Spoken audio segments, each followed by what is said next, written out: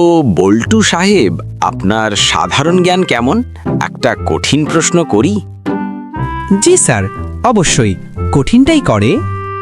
আচ্ছা বলো তো, বিমানে করে যদি 50টি ইট নিয়ে যাওয়া হয় এবং সেখান থেকে একটি ইট নিচে ফেলে দেওয়া হয়, তবে আর কয়টি ইট বাকি থাকবে? এটা তো খুব সহজ স্যার, 49টি থাকবে। ঠিক আছে, এবার বলো একটা হাতিকে ফ্রিজে রাখার 3টি ধাপ কি কি? প্রথমে ফ্রিজটাকে খুলতে হবে, তারপর হাতিটাকে ঢোকাতে হবে, তৃতীয়ত ফ্রিজটাকে বন্ধ করতে হবে। সাব্বাস! এবার বল, একটা হরিণকে ফ্রিজে রাখার 4টি ধাপ কি কি? এটা তো আরও সহজ। প্রথমে ফ্রিজটা খুলতে হবে, আগে যে হাতিটাকে ঢোকানো হয়েছে সেই হাতিটাকে বের করতে হবে, তারপর হরিণটাকে ফ্রিজে ঢুকিয়ে ফ্রিজটা বন্ধ করতে হবে। চমৎকার! আচ্ছা, বনের রাজা সিংহের জন্মদিনে সব পশু এসেছে, শুধু একজন বাদে, সে কে?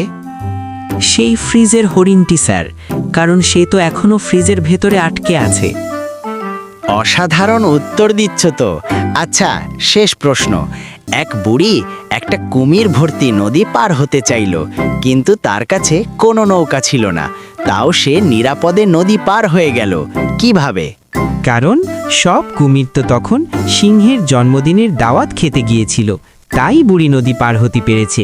কুমির থাকলে তো বুড়িকে খেয়ে নিত। দারুণ তো, তুমি তো সব জানো। আচ্ছা, তাহলে বলো তো, বুড়িটা নদী পার হওয়ার ঠিক পরেই মারা গেল কেন?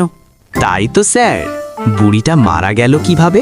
হয়তো বুড়িটা নদীর স্রোতে ডুবে গিয়েছিল স্যার। হলো না। ওই যে গল্পের শুরুতে বিমান থেকে একটা ইট পড়েছিল না, ওই ইটটা ঠিক বুড়ির মাথার ওপর পড়েছিল।